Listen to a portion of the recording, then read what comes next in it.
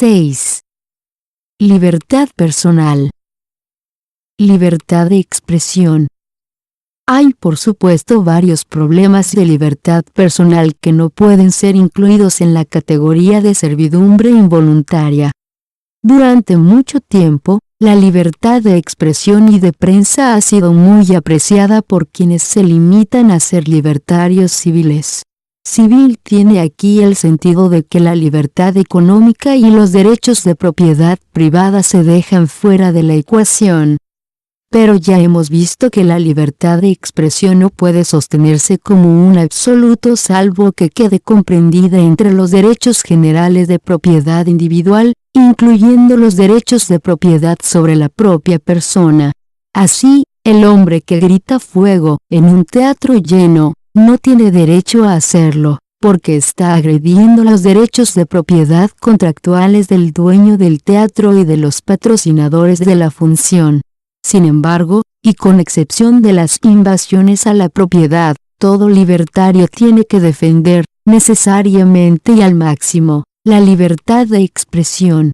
La libertad de decir, imprimir y vender cualquier texto se convierte en un derecho absoluto, en cualquier área que deseen abarcar el discurso o la expresión. Aquí, los libertarios civiles tienen un importante historial, en términos generales, y en lo judicial. El extinto juez Hugo Black realizó una defensa particularmente notable de la libertad de expresión ante las restricciones gubernamentales, sobre la base de la primera enmienda de la Constitución. Pero hay áreas en las cuales incluso el más ardiente de los libertarios civiles ha manifestado una lamentable confusión. Como, por ejemplo, la instigación al desorden, en la cual al orador se le considera culpable de un delito por incitar a una multitud, que luego provoca disturbios y comete diversas agresiones y crímenes contra la persona y la propiedad. Desde nuestro punto de vista, la instigación solo puede considerarse un delito si negamos el libre albedrío y la libertad de elección de cada hombre, y asumimos que si A le dice a B grande y a C, comillas, vayan a provocar desórdenes, esas personas estarán entonces determinadas en forma inevitable a actuar y cometer actos ilícitos. Pero el libertario, que cree en el libre albedrío, debe insistir en que, si bien podría ser inmoral o lamentable que apoye un disturbio, esto pertenece estrictamente al ámbito de la propugnación personal y no debería estar sujeto a una sanción penal. Por supuesto que si A también participa en el desorden, se convierte en alborotador y, por lo tanto, es pasible de castigo. Aún más, si A es el jefe en una corporación criminal y, como parte de su actividad delictiva, ordena a sus secuaces, roben tal banco, por supuesto, A, en su carácter de cómplice, se convierte en participante o incluso en líder de la corporación criminal. Si la propugnación nunca debería ser considerada un crimen, tampoco debería serlo la conspiración para propugnar, dado que, a diferencia de lo que expresa la legislación contra la conspiración, que lamentablemente ha alcanzado gran desarrollo, conspirar, es decir, concordar, para hacer algo jamás debería ser más ilegal que el acto mismo. ¿Cómo puede definirse, de hecho, la conspiración sino como un acuerdo entre dos o más personas para hacer algo que a otro, al que define la acción, no le agrada? Otra área difícil es la de la ley de calumnias e injurias. Por lo general se ha sostenido que es legítimo restringir la libertad de expresión si ésta tiene el efecto de dañar falsa o maliciosamente la reputación de otra persona. Lo que hace la ley de calumnias e injurias, en resumen, es afirmar el derecho de propiedad de alguien sobre su reputación. Sin embargo, nadie posee ni puede poseer su reputación, dado que ésta es puramente una función de los sentimientos subjetivos y las actitudes de otras personas.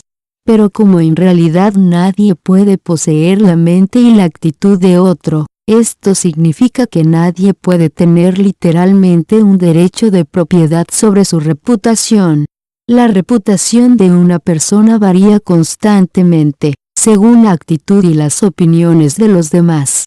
Por ende, expresarse atacando a alguien no puede ser una invasión a su derecho de propiedad, y entonces esta expresión no debería estar sujeta a restricciones o sanciones legales. Por supuesto, es inmoral levantar falsos cargos contra otra persona, pero digamos nuevamente que para el libertario lo moral y lo legal son dos categorías muy diferentes. Más aún, en la práctica, si no hubiera ninguna ley de calumnias e injurias, la gente estaría mucho menos dispuesta a creer las acusaciones no comprobadas.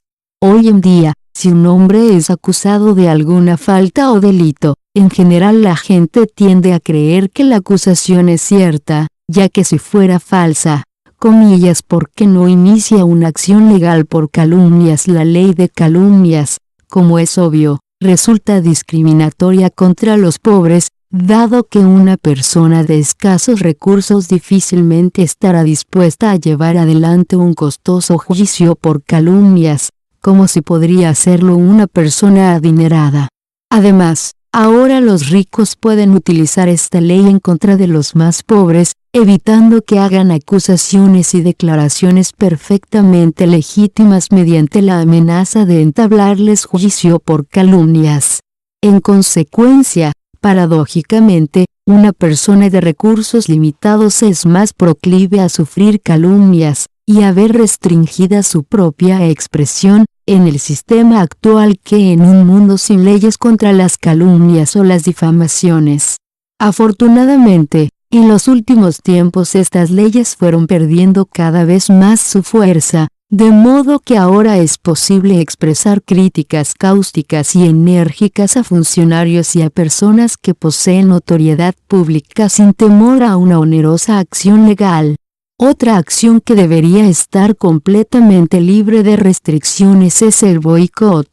En un boicot, una o más personas utilizan su derecho de expresión para exhortar a otras, por cualquier razón, importante o trivial, a que dejen de comprar los productos de algún otro.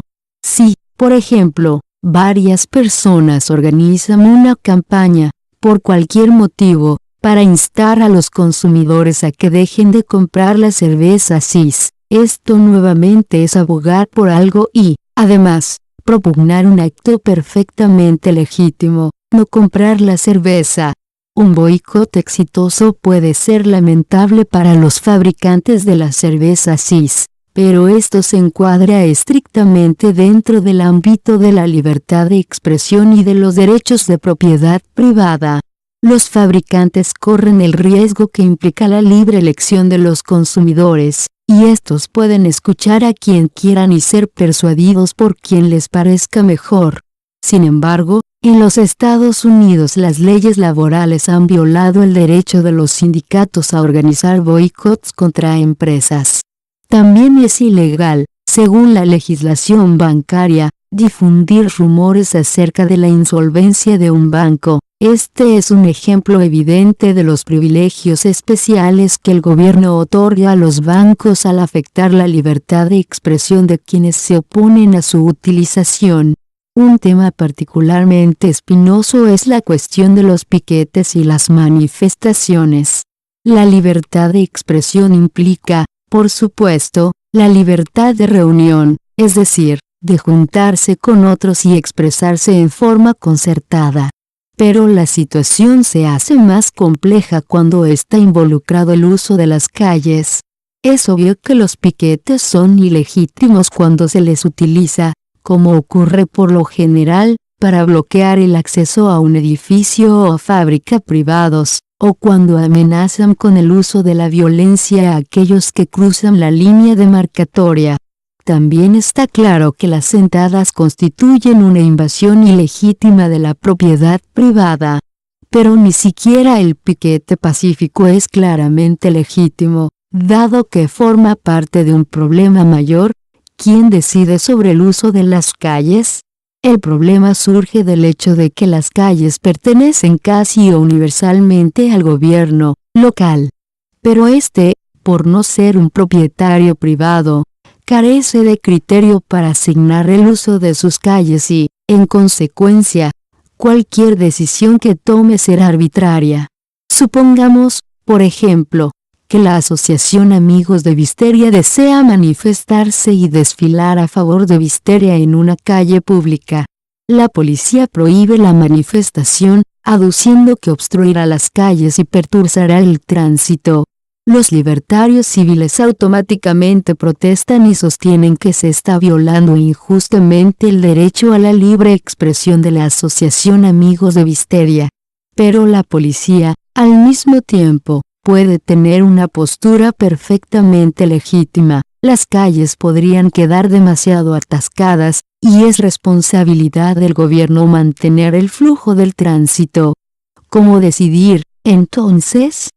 Cualquiera que sea la decisión del gobierno, perjudicará a algún grupo de pagadores de impuestos. Si decide permitir la manifestación, los automovilistas y los transeúntes serán afectados. Si no lo hace, entonces lo será la Asociación Amigos de Wisteria.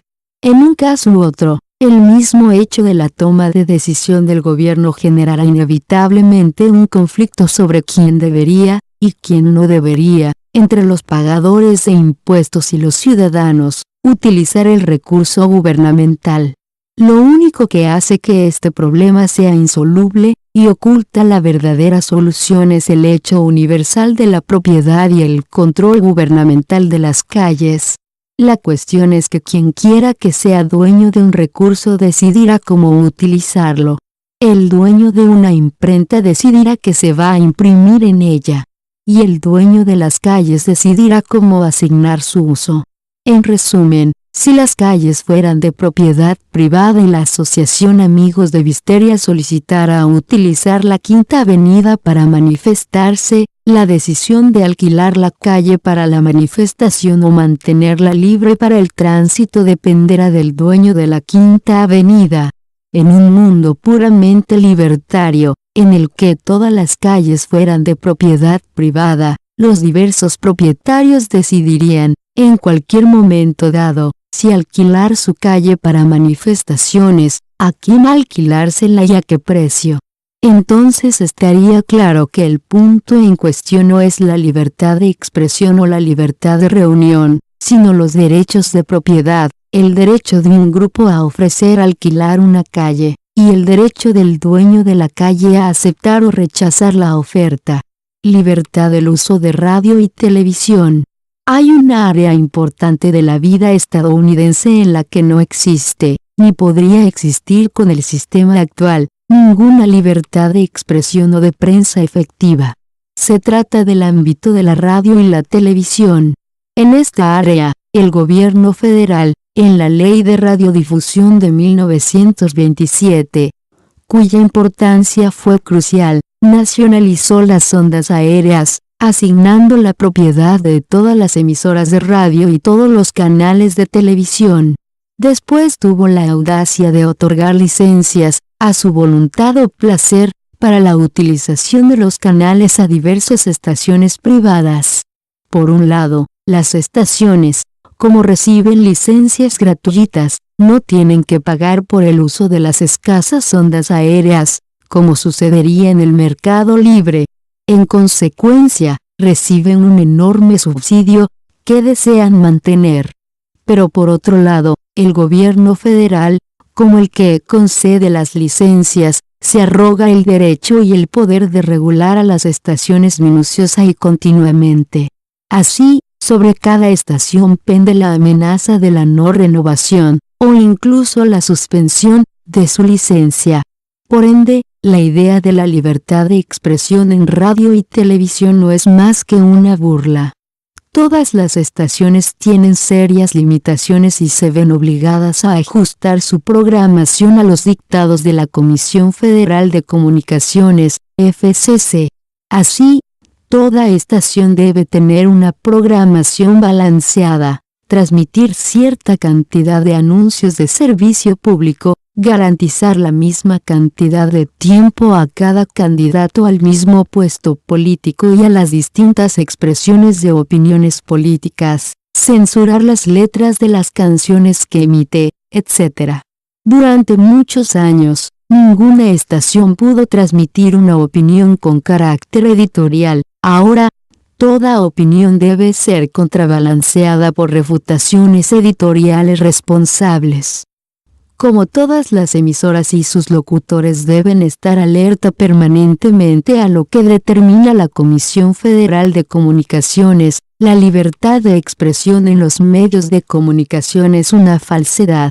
Puede resultar extraño que la opinión emitida por un canal de televisión, cuando se expresa sobre cuestiones controvertidas, tienda a estar mansamente a favor del establishment.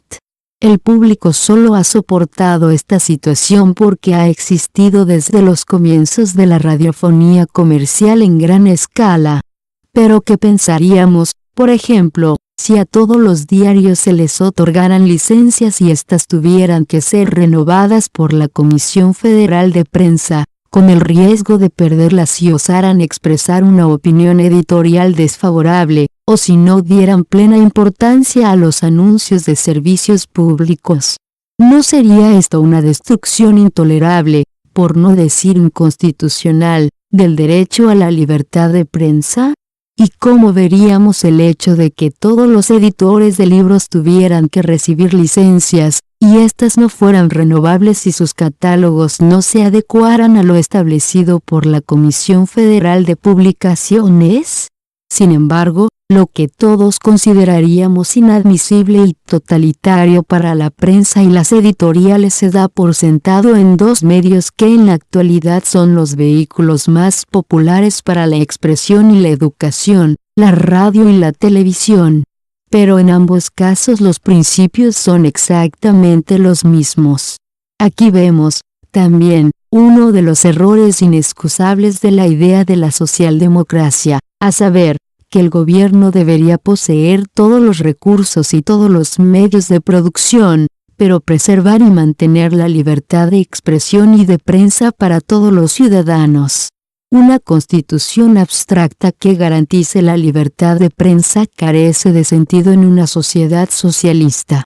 El hecho es que donde el gobierno posee la propiedad del papel, las imprentas, etc., tiene que decidir, como dueño, el modo de asignar esos recursos y qué imprimir con ellos. Al igual que el gobierno, como dueño de la calle, debe tomar una decisión sobre cómo se utilizará esta. Un gobierno socialista tendrá que decidir cómo asignar el papel y todos los otros recursos involucrados en las áreas de expresión y prensa, centros de reunión, máquinas, camiones, etc. Cualquier gobierno puede manifestar su devoción por la libertad de prensa y al mismo tiempo asignar todos sus recursos solo a sus defensores y partidarios. En estas condiciones, la prensa libre es también una burla, además, porque un gobierno socialista habría de destinar una cantidad considerable de sus escasos recursos a los adversarios del socialismo. El problema de la genuina libertad de prensa se hace entonces insoluble. ¿Cuál es la solución para el problema de la radio y la televisión? Una muy sencilla: tratar a estos medios precisamente de la misma manera en que se trata a los diarios y a los libros.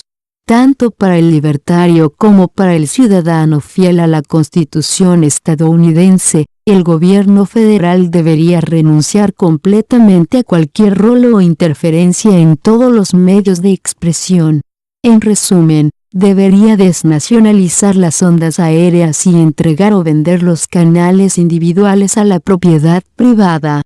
Cuando las emisoras privadas posean sus medios en forma genuina, serán en verdad libres e independientes, podrán emitir cualquier programa que deseen o que sus oyentes quieran escuchar.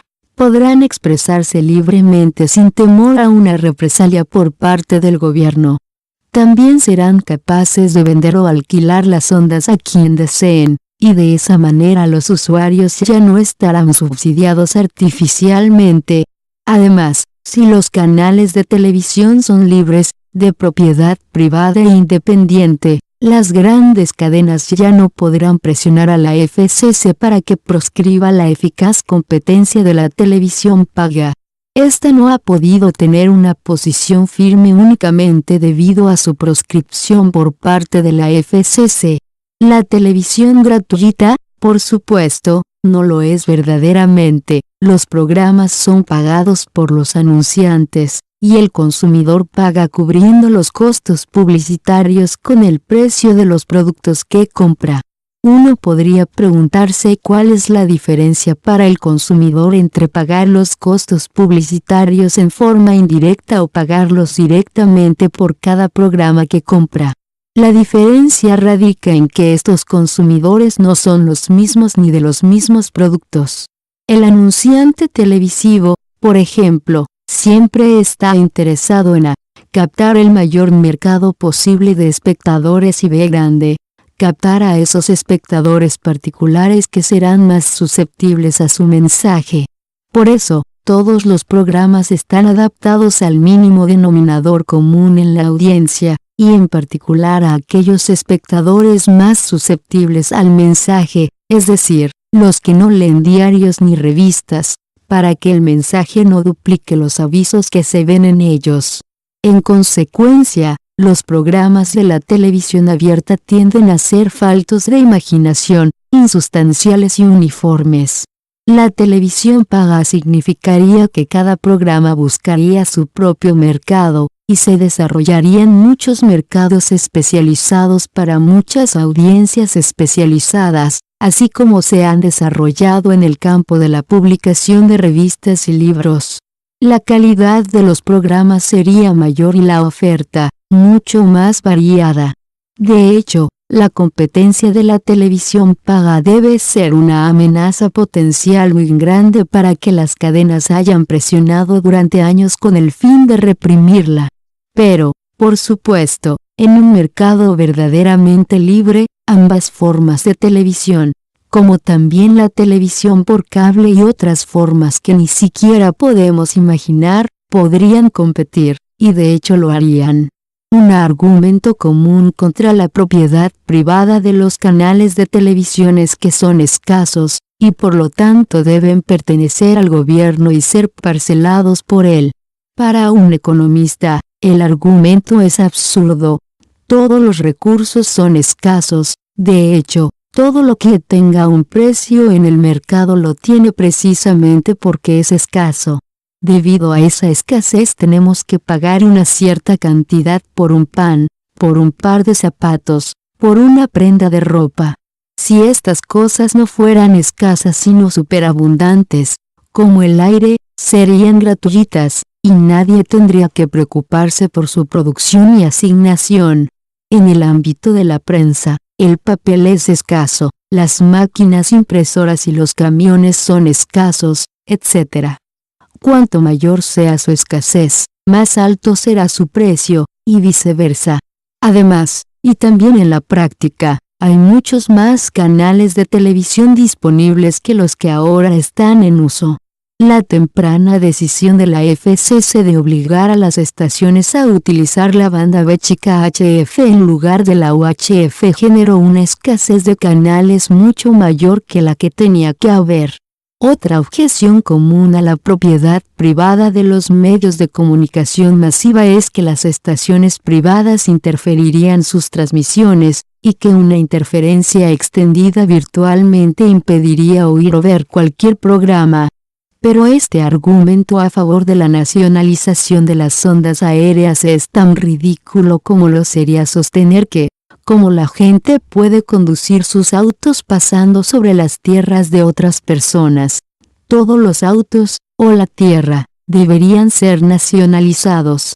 En ambos casos, el problema debe ser resuelto por las Cortes de Justicia, que tienen que demarcar los títulos de propiedad de manera lo suficientemente cuidadosa como para que cualquier violación de la propiedad de otro pueda ser detectada, y su autor, sometido a juicio. En el caso de los títulos de propiedad, este proceso es lo suficientemente claro. Pero lo cierto es que los tribunales pueden aplicar un mecanismo similar para delimitar los derechos de propiedad sobre otras áreas, sea en las ondas aéreas, en las aguas o en los yacimientos petrolíferos. En el caso de las ondas aéreas, la tarea consiste en encontrar la unidad tecnológica, es decir, el lugar de transmisión, la distancia a que llega la onda y el ancho de banda de un canal libre, y luego asignar derechos de propiedad a esa unidad particular.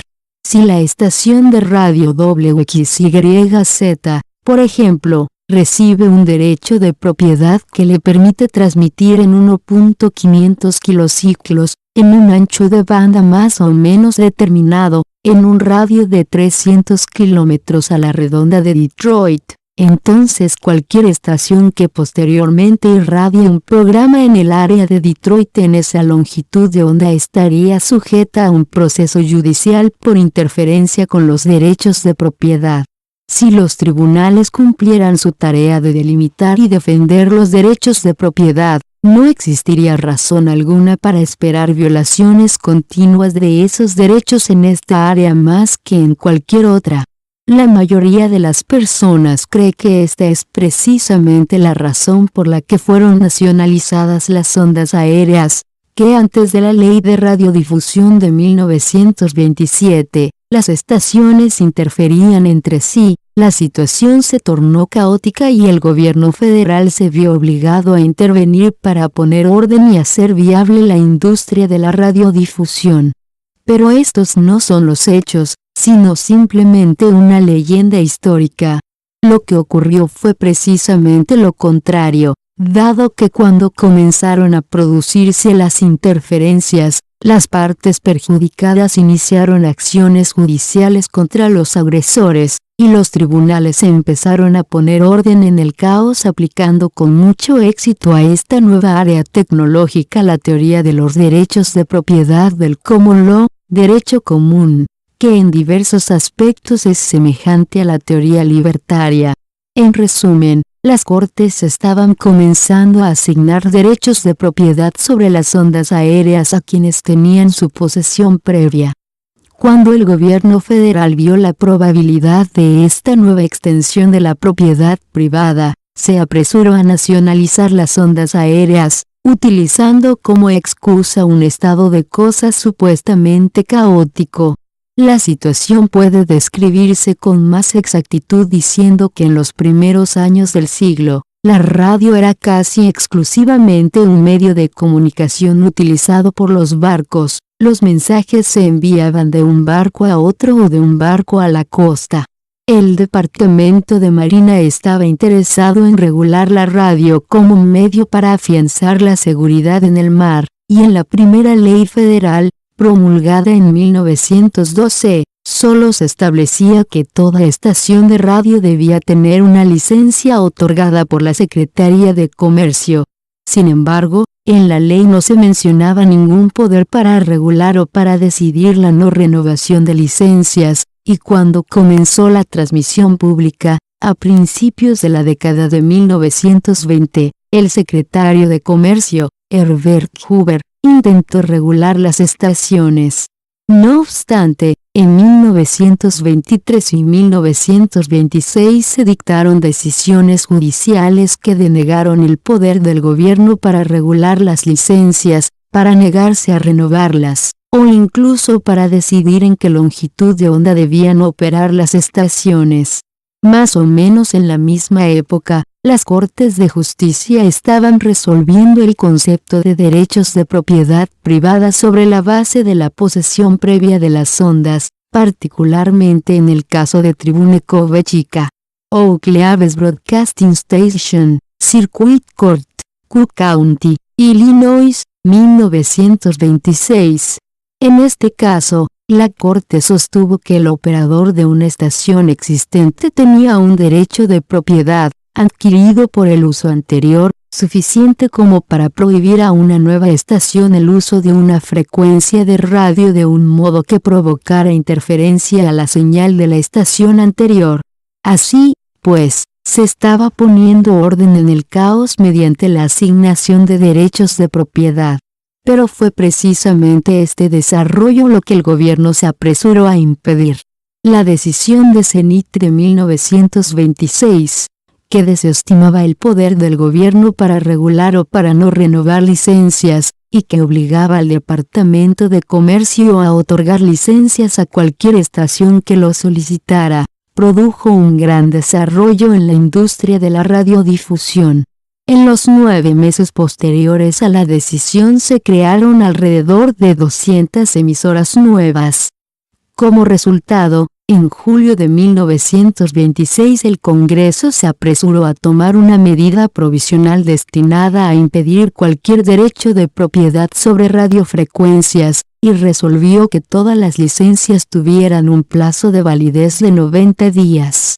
Hacia febrero de 1927 el Congreso aprobó la ley por la cual se creaba la Comisión Federal de Radio, que nacionalizó las ondas aéreas y asumió poderes similares a los del actual FCC.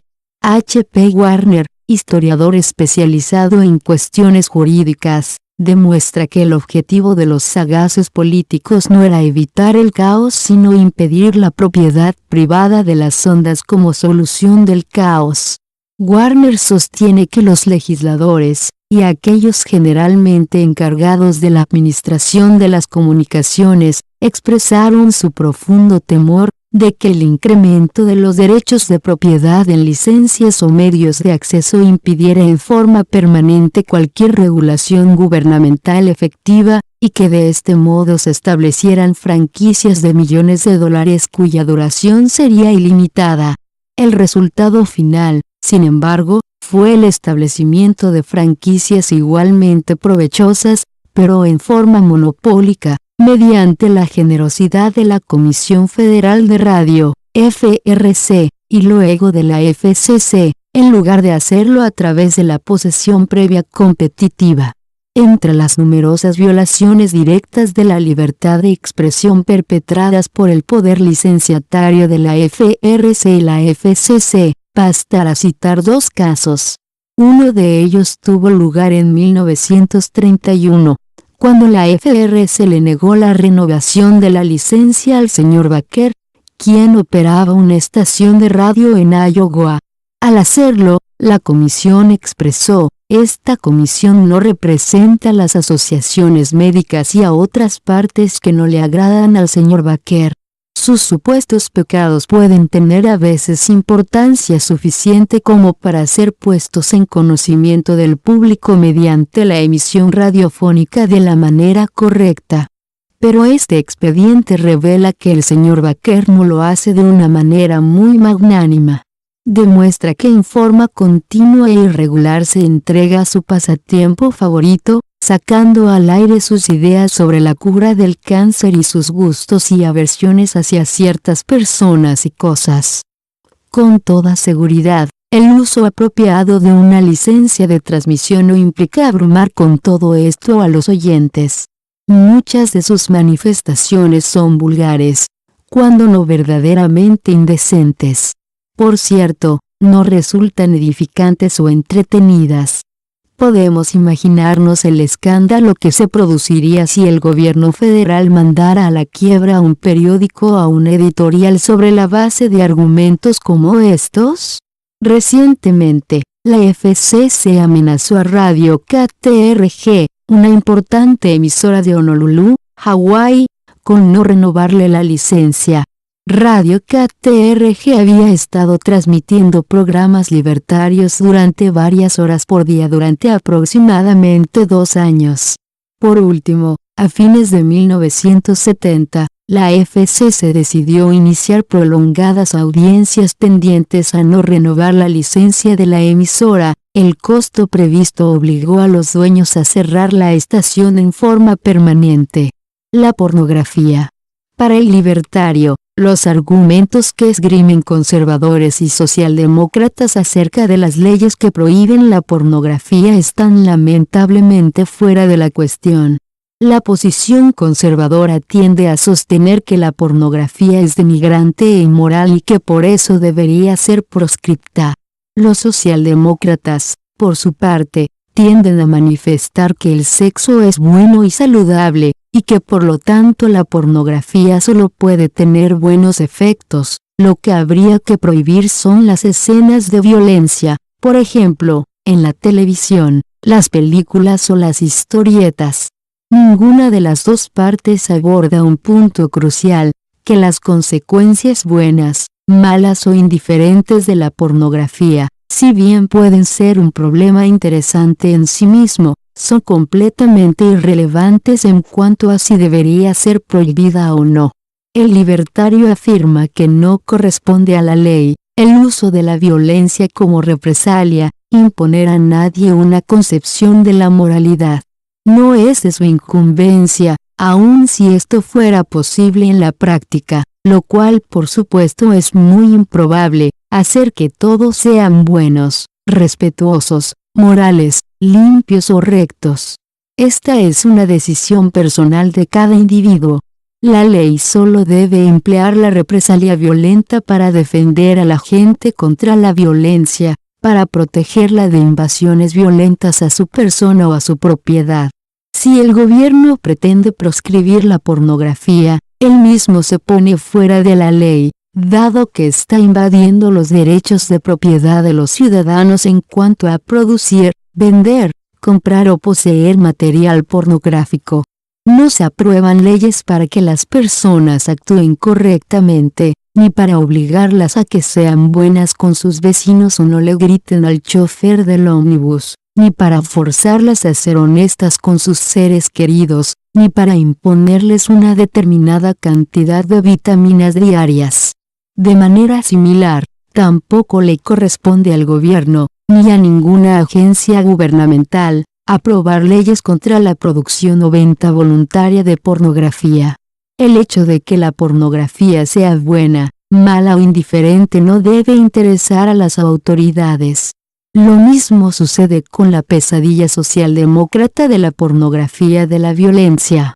La cuestión de si la violencia que se ve en la televisión contribuye o no a que se cometan crímenes en la vida real, cae fuera de la esfera de acción del Estado.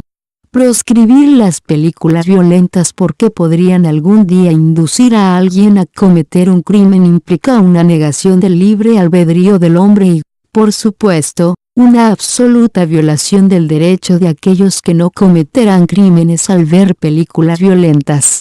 Pero, y esto es más importante aún, no es más justificable, de hecho, lo es menos, prohibir películas violentas por esta razón que lo que sería, como lo hemos señalado, encarcelar a todos los varones negros adolescentes porque tienen mayor tendencia a cometer crímenes que el resto de la población.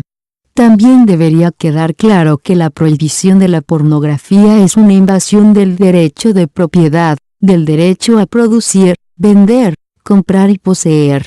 Los conservadores que exigen la proscripción de la pornografía no parecen darse cuenta de que de esa manera están infringiendo el mismísimo concepto de los derechos de propiedad que dicen defender. También es una violación a la libertad de prensa, que, como vimos, es en verdad un subgrupo del derecho general a la propiedad privada. A veces parece que el ideal de muchos conservadores, y también de muchos socialdemócratas, es poner a todos en una jaula y obligarlos a hacer aquello que los conservadores o los socialdemócratas consideran ético. Por supuesto, serían jaulas de estilos diferentes, pero jaulas de todos modos. Los conservadores prohibirían el sexo ilícito, las drogas, el juego y el ateísmo, y obligarían a todos a actuar según su versión del comportamiento ético y religioso. Los socialdemócratas prohibirían las películas violentas, la publicidad antiestética, el fútbol americano y la discriminación racial, y, en el extremo, pondrían a todos en una caja de Skinner dirigida por un dictador socialdemócrata supuestamente benévolo. Pero en ambos casos el efecto sería el mismo, reducir a todos a un nivel infrahumano y privarlos de la parte más preciada de su humanidad, la libertad de elección. Lo irónico de todo esto es que, al obligar al hombre a ser moral, es decir, a actuar moralmente, los carceleros conservadores y socialdemócratas en realidad lo privarían de la posibilidad misma de serlo. El concepto de moralidad no tiene sentido a menos que el acto moral sea libremente escogido. Imaginemos, por ejemplo, a un devoto musulmán cuyo mayor anhelo es que la mayor cantidad posible de personas se inclinen 3 veces por día mirando hacia la Meca, supongamos que esta es la acción más moral que puede concebir. Pero si emplea la coerción para forzar a todo el mundo a inclinarse hacia la Meca, los está privando de la oportunidad de ser morales, de escoger libremente la realización de ese acto. La coerción priva al hombre de la libertad de elección y, por ende, de la posibilidad de elegir moralmente. El libertario, a diferencia de tantos conservadores y socialdemócratas, no quiere poner al hombre en una jaula. Lo que desea es que todos gocen de libertad, libertad de actuar en forma moral o inmoral, según la decisión de cada uno. Leyes relacionadas al sexo. Afortunadamente, en los últimos años los socialdemócratas han llegado a la conclusión de que cualquier acto entre 2 o más adultos anuentes debería ser legal. Es lamentable que aún no hayan hecho extensivo este criterio al comercio y al intercambio, dado que si lo hicieran estarían muy cerca de convertirse en libertarios en gran escala. En efecto, lo que le interesa al libertario es precisamente legalizar cualquier relación entre adultos anuentes. Los socialdemócratas también han comenzado a pedir la abolición de los crímenes sin víctimas, lo cual sería magnífico si se definiera a las víctimas, con mayor precisión, como a las víctimas de la violencia agresiva.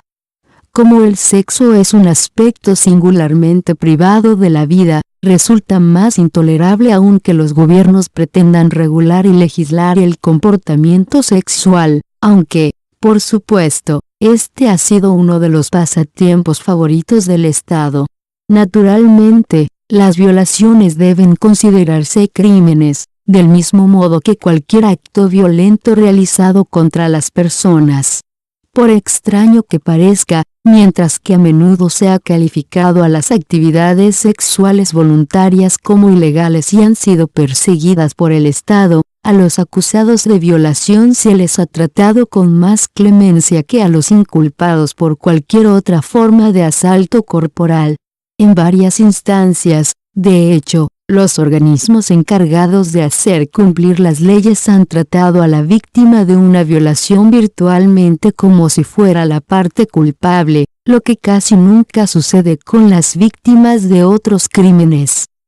Como es obvio, esto demuestra la existencia de un doble criterio moral en lo relativo al sexo, lo cual es inadmisible.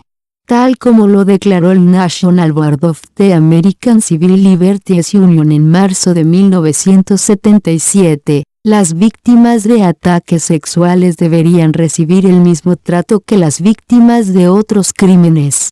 Por lo general, las autoridades encargadas de hacer cumplir la ley y el personal de los servicios de salud las tratan con escepticismo y en forma abusiva. Este tratamiento va desde la incredulidad y la insensibilidad oficiales hasta la indagación cruel y severa acerca del estilo de vida y las motivaciones de la víctima. Semejante abrogación de sus responsabilidades por parte de instituciones que supuestamente deben asistir y proteger a las víctimas de crímenes solo puede agravar el trauma original de la experiencia vivida. El doble criterio moral impuesto por el gobierno puede remediarse eliminando a la violación como una categoría especial de tratamiento legal y judicial, e incluyéndola en la ley general que rige los casos de ataques físicos. Los criterios utilizados para las instrucciones de los jueces al jurado, o para la admisibilidad de evidencia, deberían ser similares en todos estos casos. Si el trabajo y las personas en general deberían ser libres, entonces también debería haber libertad para ejercer la prostitución.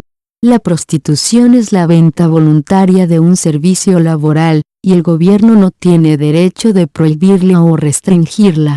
Habría que destacar que muchos de los aspectos más penosos del comercio callejero surgieron debido a la proscripción de los burdeles. Como casas de prostitución administradas por celestinas ansiosas de cultivar la buena voluntad de los clientes durante largo tiempo, los burdeles solían competir para proveer un servicio de alta calidad y establecer su marca registrada. Su prohibición obligó a la prostitución a desarrollarse en un mercado negro, a una existencia efímera, con todos los peligros y merma general en la calidad que esto siempre conlleva. Recientemente, en la ciudad de Nueva York se ha manifestado una tendencia de la policía a reprimir drásticamente la prostitución con el pretexto de que ha dejado de ser un negocio sin víctimas, dado que muchas prostitutas cometen crímenes contra sus clientes. Sin embargo, la proscripción de ocupaciones que pueden conducir al crimen justificaría también la prohibición de vender alcohol, porque muchas peleas suceden en los bares. La respuesta no es proscribir la actividad voluntaria y realmente lícita, sino que la policía se encargue de que no se cometan los verdaderos crímenes.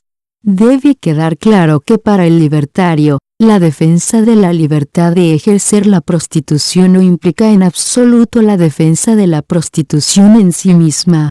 En pocas palabras, si un gobierno particularmente puritano declarara ilegal el uso de cosméticos, el libertario exigiría que fueran legalizados, sin que esto implicara en modo alguno que favorece, o para el caso, desaprueba, la utilización de cosméticos.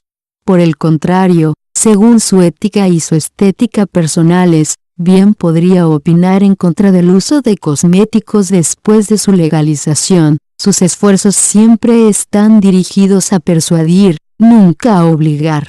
Si la práctica del sexo debería ser libre, entonces el control de la natalidad, por supuesto, también tendría que serlo.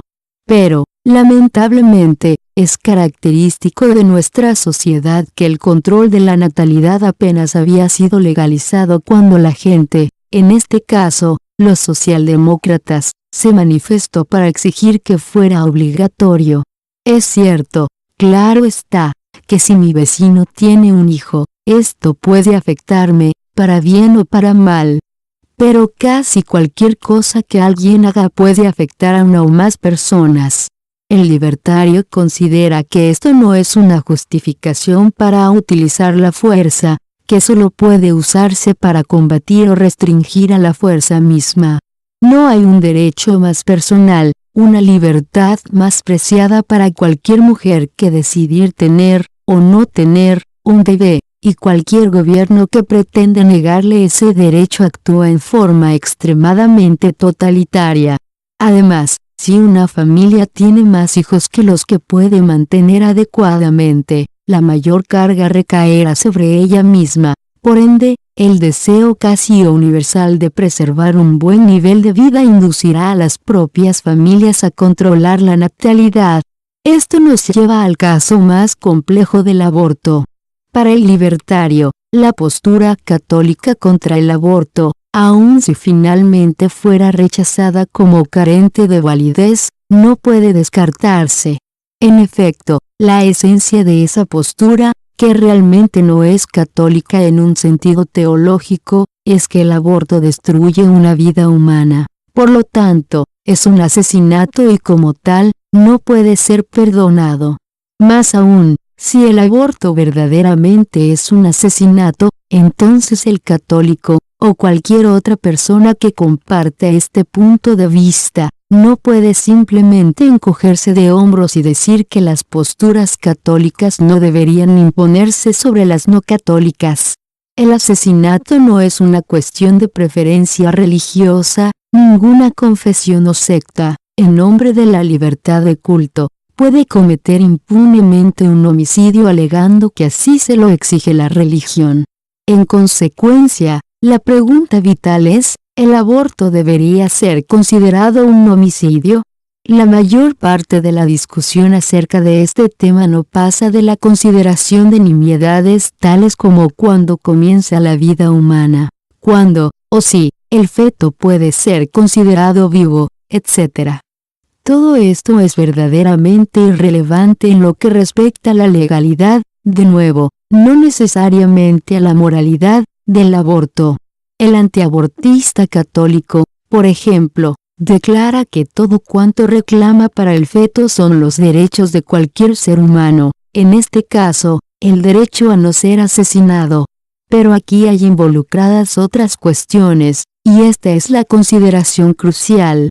Si se le reconocen al feto los mismos derechos que a los seres humanos, preguntémonos, ¿qué ser humano tiene el derecho de mantenerse, como un parásito indeseado, dentro del cuerpo de algún otro ser humano?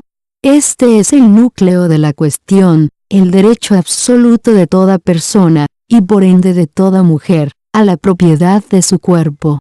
La madre que aborta extirpa de su cuerpo una entidad indeseada. La muerte del feto no invalida el hecho de que ningún ser tiene derecho a vivir parasitariamente dentro del cuerpo de otra persona. Por lo general se aduce que la madre originalmente deseó implantar ese feto dentro de su cuerpo, o al menos fue responsable de ello, pero también esto está fuera de la cuestión. Incluso en el caso de que haya deseado tener al niño, la madre, como dueña de su cuerpo, tiene derecho a cambiar de parecer y abortarlo. Así como el Estado no tendría que reprimir la actividad sexual voluntaria, tampoco debería discriminar a favor o en contra de cualquiera de los sexos. Los decretos de acción afirmativa son una manera obvia de obligar a discriminar a los varones u otros grupos en los empleos, en las admisiones o en cualquier lugar donde se aplique este sistema implícito de cupos.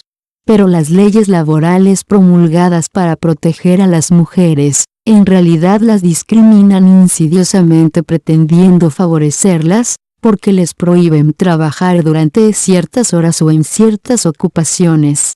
La ley les impide, pues, ejercer su libertad de elección individual en cuanto a decidir por sí mismas si desempeñar o no esas ocupaciones o trabajar en horarios supuestamente inconvenientes. De esta manera, el gobierno les impide competir libremente con el hombre en estas áreas. La plataforma de 1978 del Partido Libertario fija con precisión y pertinencia la posición libertaria respecto de la discriminación sexual o de cualquier otro tipo por parte del gobierno. Ningún derecho individual debería ser negado o restringido mediante las leyes de los Estados Unidos o de cualquier estado o localidad con referencia a sexo, raza, color, credo, edad, origen nacional o preferencia sexual. Intervención de líneas telefónicas. La intervención de las líneas telefónicas es una despreciable invasión de la privacidad y de la propiedad privada, y como tal debería ser prohibida. Pocas personas tolerarían la intervención privada de una línea telefónica. El problema se plantea con los que sostienen que la policía debería estar autorizada a intervenir las líneas de aquellos de quienes se sospecha que realizan actividades delictivas. De otro modo, ¿cómo se podría atrapar a los criminales? En primer lugar, desde el punto de vista práctico, la intervención telefónica rara vez es eficaz en crímenes aislados, como el robo de un banco.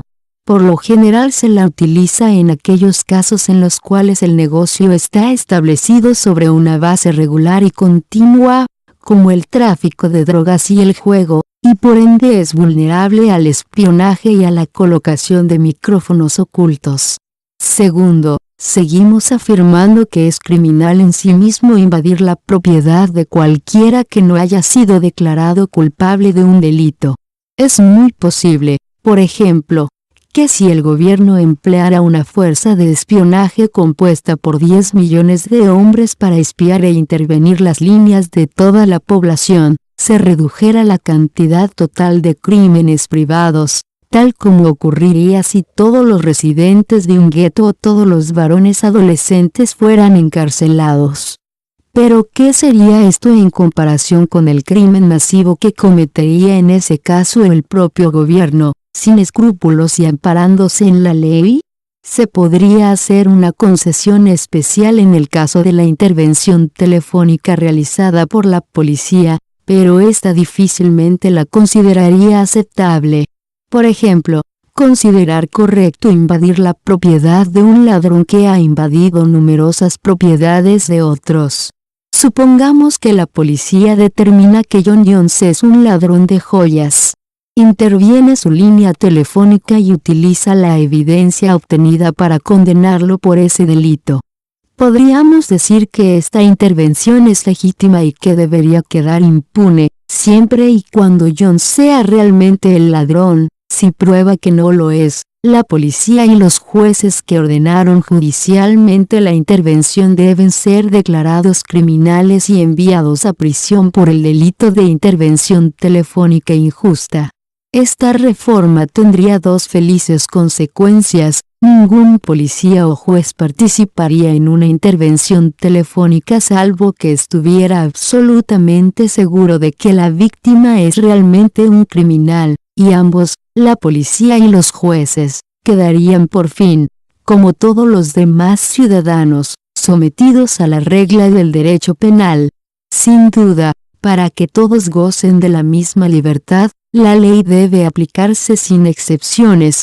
Por lo tanto, cualquier invasión de la propiedad de alguien que no es criminal, por parte de cualquiera, debería considerarse un acto ilegal, independientemente de quien lo haya realizado.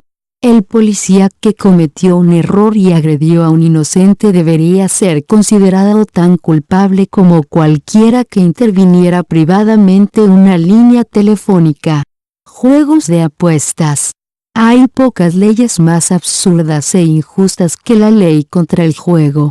En primer lugar, en su sentido más amplio, es imposible hacerla cumplir. Si cada vez que Jim y Jack realizan una apuesta sobre el resultado de un partido de fútbol, o sobre una elección, o sobre cualquier cosa, este acto fuera ilegal, se necesitarían millones de espías para detectar cada apuesta y aplicar la ley. Entonces haría falta otra enorme cantidad de espías para espiar a los primeros y asegurarse de que no fueron sobornados. Ante esos argumentos, utilizados contra las leyes que prohíben las prácticas sexuales, la pornografía, las drogas, etc., los conservadores replican que la prohibición contra el homicidio tampoco es totalmente aplicable, pero ese no es un argumento para derogar esa ley. Su objeción, sin embargo, ignora una cuestión crucial: la mayoría de las personas, haciendo en forma instintiva una distinción libertaria, aborrece y condena el asesinato y nunca lo cometería. Por lo tanto, la prohibición se torna ampliamente aplicable. Pero en lo que respecta al juego de azar, la mayor parte del público no está tan convencida de que sea un delito, por ende continúa participando en él, y la ley, en verdad, se hace inaplicable. Dado que no se pueden hacer cumplir las leyes contra las apuestas, las autoridades deciden concentrarse en ciertas formas altamente visibles del juego de azar, y circunscriben sus actividades a ellas: la ruleta, los corredores de apuestas en las carreras de caballos, la quiniela, en resumen, aquellas áreas en las cuales el juego es una actividad bastante regular. Pero entonces tenemos una suerte de juicio ético peculiar y, con toda seguridad, totalmente infundado: la ruleta, la apuesta en un hipódromo, etc., son de alguna manera moralmente malas y deben ser desarticuladas por la policía, mientras que la apuesta individual es moralmente legítima y no hay que preocuparse por ella. En el estado de Nueva York se desarrolló, con el tiempo, una forma particular de estupidez. Hasta hace algunos años, todas las apuestas en las carreras de caballos eran ilegales excepto aquellas realizadas en las pistas mismas. Porque apostar en los hipódromos de Acueducto Belmont era perfectamente ético y legítimo, mientras que apostar en la misma carrera con un amigable corredor de apuestas del barrio era pecaminoso y estaba fuera de la ley. Es algo que desafía la imaginación. Salvo, por supuesto, si consideramos que la aplicación de la ley ayuda a abultar las cajas de los hipódromos. Recientemente, se ha desarrollado un nuevo truco. La propia ciudad de Nueva York ha entrado en el negocio de las apuestas hípicas, y apostar en establecimientos que pertenecen a la ciudad se considera legítimo y adecuado. mientras que hacerlo con corredores de apuestas privadas y competidores sigue siendo ilegal. Obviamente, el sistema intenta primero conferir un privilegio especial a las pistas de carreras, y luego a los establecimientos de propiedad de la ciudad donde se reciben apuestas. Varios estados también han comenzado a financiar sus siempre crecientes gastos a través de loterías, a las que se cubre con un manto de moral y respetabilidad. Un argumento común a favor de la prohibición del juego consiste en que, si se le permite al obrero pobre participar en juegos de azar, gastará irreflexivamente su paga semanal y dejará desamparada a su familia. Además del hecho de que ahora puede gastar su sueldo en apuestas privadas, este argumento paternalista y dictatorial resulta curioso dado que tiene muchas implicancias. Si se debe prohibir el juego de azar porque las masas podrían gastar en él gran parte de sus ingresos, ¿por qué no prohibir también muchos otros artículos de consumo masivo? Después de todo, si un obrero está decidido a malgastar su sueldo, tiene muchas oportunidades de hacerlo. Puede gastar demasiado en un televisor, un equipo de audio, una bebida alcohólica, un equipo para jugar al béisbol, y en otros innumerables bienes. La lógica de prohibir a un hombre que participe en juegos de azar por su bien y el de su familia lleva directamente a la jaula totalitaria, en la que el papá gobierno le dice exactamente qué debe hacer, cómo gastar su dinero, cuántas vitaminas debe ingerir, y lo obliga a obedecer los dictámenes del Estado. Uso de narcóticos y otras drogas. La prohibición de cualquier producto o actividad se basa en la misma doble argumentación que, como hemos visto, se utiliza para justificar el confinamiento compulsivo de pacientes psiquiátricos. Ese producto o esa actividad perjudicará a la persona misma o la llevará a cometer crímenes contra otros. Resulta curioso que el horror general, y justificado, a las drogas narcóticas y alucinógenas haya despertado en la mayoría del público un irracional entusiasmo hacia su proscripción. La posición en contra de esa proscripción es mucho más débil que la que hubo contra la prohibición. Un experimento que la espantosa era de los años 20 afortunadamente desacreditó para siempre. En efecto, si bien los narcóticos son sin duda mucho más dañinos para quien los consume que el alcohol, este último también puede ser perjudicial, y proscribir algo porque puede dañar a su usuario lleva directamente hacia la jaula totalitaria, donde la gente tiene prohibido masticar caramelos y está obligada a comer yogur por su propio bien. Pero el argumento, de mucho mayor peso, respecto del perjuicio que se inflige a otros, es con el alcohol hay muchas más probabilidades de que se produzcan crímenes, accidentes automovilísticos, etc., que con los narcóticos, cuyo usuario se mantiene, de una manera antinatural, pacífico y pasivo. Hay, por supuesto, una muy fuerte vinculación entre la adicción y el crimen, pero la conexión es el reverso de cualquier argumento favorable a la prohibición. Los crímenes son cometidos por adictos a quienes induce al robo el alto precio de las drogas, causado precisamente por su proscripción. Si se legalizara la venta de narcóticos, la oferta aumentaría de modo sustancial, los altos costos del mercado negro y las coimas a la policía desaparecerían y el precio sería lo bastante bajo como para eliminar la mayoría de los crímenes cometidos por los adictos. Esto no significa, por supuesto, abogar por la prohibición del alcohol. Una vez más, proscribir algo que podría llevar al crimen constituye un ataque ilegítimo e invasivo a los derechos de la persona y de la propiedad, y un ataque que, nuevamente, justificaría mucho más la inmediata encarcelación de todos los varones adolescentes. Solo la abierta comisión de un delito debería ser ilegal, y la manera de combatir los crímenes realizados bajo la influencia del alcohol no es prohibir su consumo, sino actuar con más diligencia respecto de los crímenes mismos. y esto tendría el efecto adicional de reducir los crímenes no cometidos bajo el influjo del alcohol.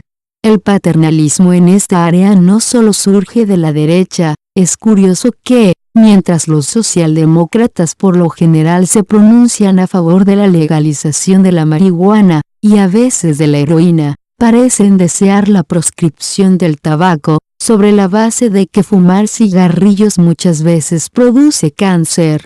Que han logrado utilizar el control federal sobre la televisión para eliminar de ese medio las publicidades de cigarrillos y, por ende, para asestar un fuerte golpe a la misma libertad de expresión que supuestamente tanto aprecian. Reiterémoslo, todo hombre tiene derecho a elegir. Hagan cuanta propaganda quieran en contra del cigarrillo, pero dejen que el individuo tenga libertad de elección para manejar su propia vida. De otro modo, bien se podría llegar a proscribir todos los tipos posibles de agentes cancerígenos, incluyendo los zapatos que aprietan, los dientes postizos mal ajustados, la exposición reiterada al sol y, para el caso, la ingestión excesiva de helados, huevos y manteca que podría provocar enfermedades cardíacas. Y, si se demuestra que esas prohibiciones son inaplicables, nuevamente la lógica indica que hay que encerrar a la gente en jaulas para que reciba la cantidad adecuada de sol, la dieta apropiada, los zapatos correctos, etc. Corrupción policial. En el otoño de 1971, la Comisión Knapp centró la atención pública en el problema de la extendida corrupción policial en la ciudad de Nueva York. Ante los dramas de los casos individuales, existe el peligro de pasar por alto lo que, sin duda alguna, es el problema principal, que la propia comisión conocía perfectamente. En casi todos los casos de corrupción, los policías estaban involucrados en negocios lícitos que, por mandato del gobierno, habían sido declarados ilegales. Y, sin embargo, gran número de personas, al demandar esos bienes y servicios, había demostrado que no estaba de acuerdo con que esas actividades fueran puestas en la misma categoría que el homicidio, el robo o el asalto. De hecho, prácticamente en ningún caso la policía había sido sobornada para que encubriera crímenes execrables. Casi siempre se trataba de que mirara hacia otro lado mientras se realizaban voluntariamente transacciones legítimas. El derecho común establece una vital distinción entre un crimen que es malum in se, inherentemente malo, y uno que es meramente malum prohibitum, malo porque está prohibido. Un acto es malum in se cuando la masa del pueblo siente de manera instintiva que se trata de una acción reprensible que debería ser castigada. Esto coincide a grandes rasgos con la definición libertaria del crimen como la invasión hecha a la persona o a la propiedad, asalto, robo y asesinato. Otros crímenes son actividades que han sido convertidas en delitos por edictos gubernamentales. La corrupción policial se produce en esta área, en la cual la tolerancia es mucho mayor. En resumen, la corrupción policial ocurre en relación con actividades en las que los empresarios proveen voluntariamente a los consumidores servicios que el gobierno ha declarado ilegales por decreto, narcóticos, prostitución y juegos de azar. Por ejemplo, allí donde el juego está prohibido, la ley pone en manos de la policía asignada a la vigilancia de las apuestas el poder de vender el privilegio de participar en el negocio del juego de azar.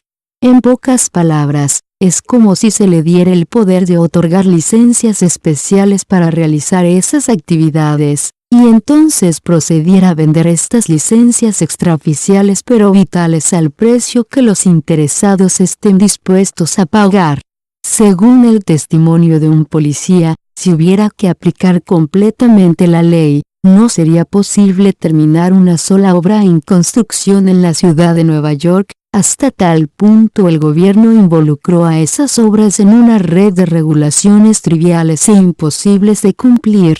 O sea que, conscientemente o no, el gobierno procede de la siguiente manera: Primero proscribe una actividad determinada, drogas, juegos de azar, construcción o lo que fuere, y luego la policía a sueldo del gobierno les vende a los emprendedores interesados en entrar en el mercado el privilegio de ingresar y hacer funcionar sus negocios. En el mejor de los casos, el resultado de estas acciones es la imposición de un mayor costo y una producción más restringida en la actividad en cuestión que la que hubiera ocurrido en un mercado libre. Pero los efectos son aún más perniciosos.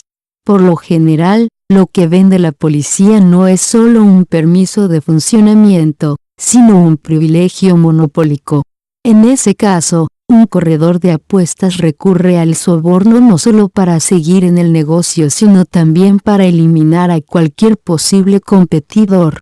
Los consumidores quedan entonces ligados a monopolistas privilegiados y se les impide disfrutar de las ventajas de la competencia. No es extraño, entonces, que cuando por fin se derogó la prohibición a comienzos de la década de 1930, los principales opositores a la derogación fueron, junto con los grupos fundamentalistas y prohibicionistas, los contrabandistas, que disfrutaban de privilegios monopólicos especiales gracias a sus arreglos con la policía y otros organismos del gobierno encargados de hacer cumplir las leyes. Entonces, la manera de eliminar la corrupción policial es simple pero efectiva: derogar las leyes que impiden el desempeño de las actividades comerciales voluntarias y penalizan todos los crímenes sin víctimas.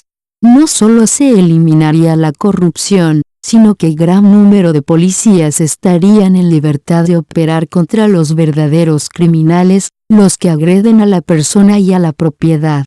Después de todo, se supone que esa es la función principal de la policía.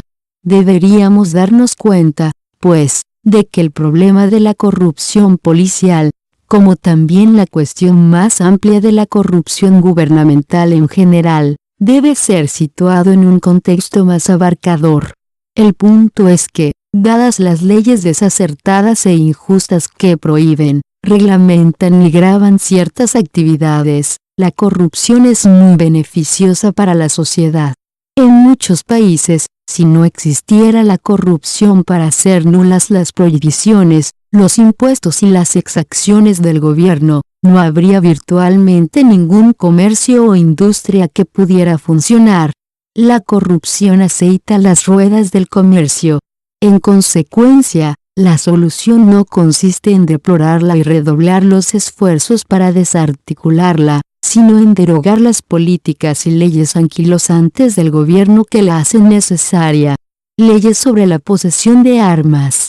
En lo que respecta a la mayoría de las actividades de las que hemos hablado en este capítulo, los socialdemócratas tienden a favorecer la libertad de comercio y actividad, mientras que los conservadores abogan por la rigurosa aplicación de las leyes y los máximos castigos a quienes las violan. Sin embargo, misteriosamente, en materia de leyes sobre posesión de armas las posiciones tienden a invertirse. Cada vez que se utiliza un arma en un crimen violento, los socialdemócratas redoblan sus demandas de que se implanten severas restricciones, cuando no exigen la prohibición de la propiedad privada de armas, mientras que los conservadores se oponen a esas restricciones en nombre de la libertad individual. Sí, como creen los libertarios, todo individuo tiene el derecho de poseer su propia persona y su propiedad. También lo asiste el derecho de emplear la violencia para defenderse de las agresiones criminales. Sin embargo, por alguna extraña razón, los socialdemócratas han intentado sistemáticamente privar a los inocentes de los medios necesarios para su defensa. A pesar de que la segunda enmienda de la Constitución garantiza que el derecho del pueblo a tener y portar armas no puede ser vulnerado, el gobierno sistemáticamente ha erosionado gran parte de ese derecho.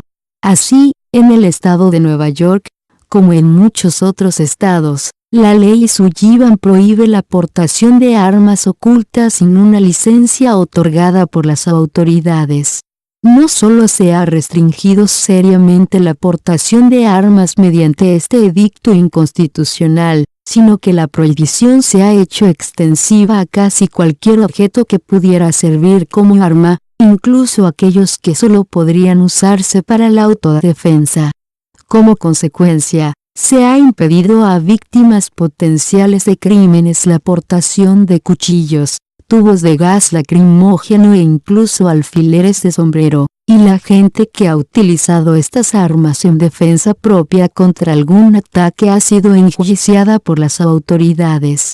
En la ciudad, esta prohibición invasiva contra las armas ocultas de hecho ha privado a las personas de cualquier posible autodefensa contra el crimen. Es cierto que no existe ninguna prohibición oficial contra la portación de armas no ocultas, pero hace algunos años un hombre intentó probar la vigencia de la ley caminando por las calles de Nueva York con un rifle, e inmediatamente fue arrestado por perturbar la paz. Además, las potenciales víctimas están tan incapacitadas para defenderse a causa de las previsiones contra la fuerza indebida, que el sistema legal existente concede automáticamente una enorme ventaja al criminal. Debería ser evidente que ningún objeto físico es agresivo en sí mismo. Cualquier objeto, sea un arma, un cuchillo o un palo, puede utilizarse para agredir, para defenderse o para otros numerosos propósitos no relacionados con el crimen. Es tan absurdo prohibir o restringir la compra y propiedad de armas como hacerlo con la posesión de cuchillos, palos, alfileres o piedras. De todos modos, ¿cómo se podrían prohibir todos estos objetos? Y en caso de que se pudiera, ¿cómo se aplicaría esa prohibición? En lugar de perseguir a personas inocentes que portan o poseen objetos, la ley debería preocuparse por combatir y detener a los verdaderos criminales. Además, hay otra consideración que refuerza nuestra conclusión. Si las leyes limitan o prohíben la portación de armas, es obvio que los criminales no estarán dispuestos a acatarlas. Ellos siempre serán capaces de adquirir y portar armas. Los únicos que sufrirán debido a la solicitud del liberalismo que impone estas leyes serán las personas inocentes, o sea, las potenciales víctimas. Así como habría que legalizar las drogas, el juego y la pornografía, se debería hacer lo mismo con las armas de fuego y con cualquier otro objeto que pueda servir como arma de defensa propia. En un notable artículo sobre el control de revólveres y pistolas, el tipo de armas que los socialdemócratas más quieren restringir, el profesor de Derecho de la Universidad de St. Louis, Don B. Grande Cates, Jr., increpa a sus colegas socialdemócratas por no utilizar con respecto a las armas la misma lógica que aplican para las leyes relativas a la marihuana. Así, señala que en la actualidad hay más de 50 millones de propietarios de revólveres y pistolas en los Estados Unidos, y que, sobre la base de las encuestas y las experiencias que se conocen, entre los 2/3 y el 80% de los estadounidenses estarían en desacuerdo con su prohibición. El resultado inevitable, como en el caso de las leyes contra el sexo y la marihuana, sería la imposición de sanciones severas, cuya aplicación sería altamente selectiva y, en consecuencia, provocaría la falta de respeto hacia la ley y hacia los organismos encargados de hacerla cumplir. Y esta aplicación selectiva de la ley sería ejercida contra aquellas personas que no agradaran a las autoridades. La aplicación compulsiva de las leyes se hace cada vez más caprichosa, hasta que por fin solo se las utiliza contra aquellos que desagradan a la policía. Es innecesario que se nos recuerden las odiosas tácticas de búsqueda y captura utilizadas por la policía y los agentes del gobierno para atrapar a quienes violaban esas leyes. Cates agrega que si esos argumentos parecen familiares, probablemente esto se deba a que son paralelos al argumento de los socialdemócratas empleado comúnmente contra las leyes relativas a la marihuana. Cates analiza entonces con gran perspicacia este curioso punto débil de los socialdemócratas. La prohibición de armas es un invento de los socialdemócratas blancos de clase media que han olvidado la situación de los pobres y de las minorías que viven en zonas donde la policía ha renunciado al control del crimen. Esos socialdemócratas tampoco se sintieron disgustados por las leyes contra la marihuana en la década del 50, cuando las redadas estaban limitadas a los guetos. Seguros en suburbios bien custodiados o en departamentos de alta seguridad vigilados por agentes de Pinkerton, a quienes nadie propone desarmar. Los olvidadizos socialdemócratas se burlan de la propiedad de armas diciendo que es un anacronismo del lejano oeste. Cates destaca además el valor, empíricamente demostrado, de la autodefensa mediante el uso de pistolas. Por ejemplo, en Chicago, durante los últimos 5 años, civiles armados mataron justificadamente 3 veces más criminales violentos que los que mató la policía. Y, en un estudio de varios cientos de enfrentamientos violentos con criminales, Cates halló que los civiles armados eran mucho más eficaces que la policía. En actos de autodefensa capturaron, hirieron, mataron o ahuyentaron a criminales en un 75% de los enfrentamientos, mientras que la policía solo logró una tasa de éxito del 61%. Es cierto que las personas que se resisten a un robo tienen mayor probabilidad de resultar heridas que aquellas que se mantienen pasivas. Pero Cates destaca elementos que no se toman en cuenta. 1. Que la resistencia de una persona desarmada duplica el riesgo que corre en comparación con la resistencia de una persona armada. Y 2. Que la elección de resistir a una agresión depende de la víctima, de sus circunstancias y valores. Para un académico liberal blanco con una abultada cuenta bancaria será más importante no resultar herido que para el trabajador informal o para el beneficiario de un seguro de desempleo a quien le roban los medios para mantener a su familia durante un mes, o para el comerciante negro que no puede conseguir un seguro contra robo y no tendrá otra posibilidad que cerrar su negocio debido a los sucesivos robos. La encuesta nacional realizada en 1975 por la organización Decision Making Information a los propietarios de pistolas descubrió que los principales subgrupos que poseen un arma solo para autodefensa incluyen a los negros, los grupos de menores ingresos y los ciudadanos ancianos. Estas son las personas, advierte elocuentemente Cates, a quienes se propone que encarcelemos porque insisten en conservar la única protección para sus familias de que disponen en áreas en las cuales la policía se ha dado por vencida. ¿Qué nos dice la experiencia histórica? Las prohibiciones del uso de revólveres y pistolas realmente redujeron de modo considerable el grado de violencia en la sociedad, tal como sostienen los socialdemócratas. La evidencia demuestra precisamente lo contrario.